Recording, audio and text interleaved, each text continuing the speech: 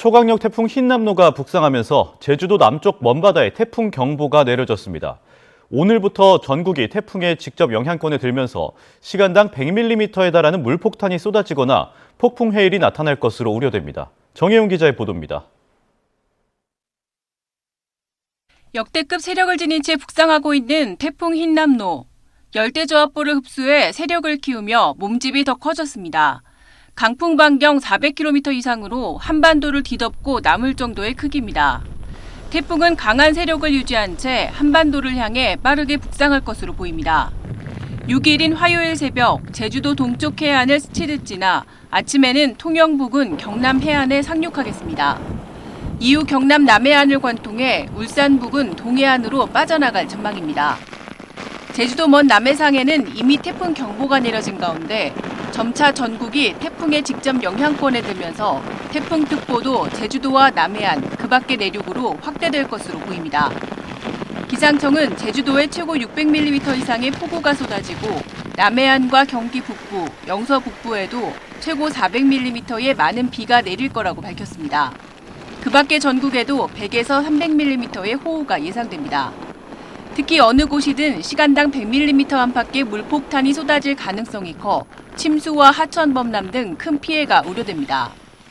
5일 수도권과 강원 영서 중북부, 충남 북부에는 50에서 최대 시간당 100mm 수준의, 그리고 6일은 전국 대부분 지역의 태풍의 영향권에 들면서 50에서 100mm, 곳에 따라 시간당 100mm가 넘는 대단히 강한 비가 올 것으로 예상이 되고, 바람도 역대 최강급 강풍이 불어닥칠 전망입니다.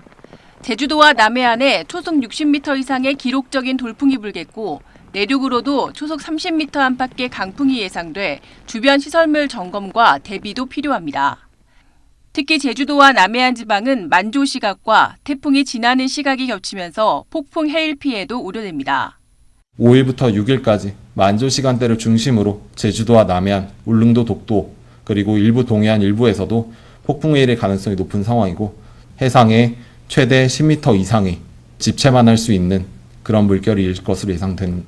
기상청은 역대 가장 강한 세력을 지닌 태풍이 북상하고 있다며 철저한 대비와 함께 태풍이 한반도를 지나는 동안은 반드시 안전한 곳에 머물러 달라고 당부했습니다. YTN 정혜윤입니다. 태풍 흰남노가 경남 통영 부근에 상륙할 걸로 예상되면서 부산과 울산이 초긴장 상태입니다.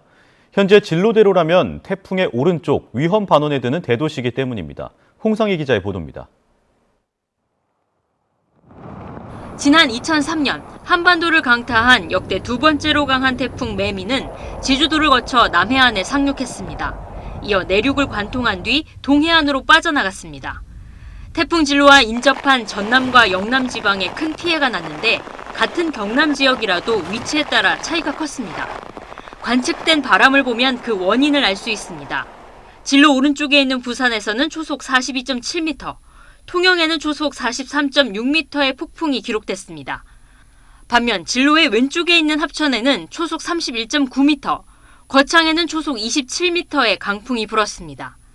태풍 진로의 오른쪽과 왼쪽의 바람 차이가 초속 10m 이상 벌어진 겁니다. 이 때문에 오른쪽을 위험 반원, 왼쪽을 가항 반원으로 부릅니다.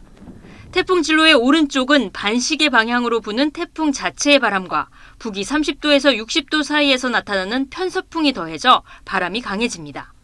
반면 진로 왼쪽은 태풍 바람과 편서풍이 반대 방향이 되면서 서로 상쇄돼 상대적으로 풍속이 낮아지는 겁니다.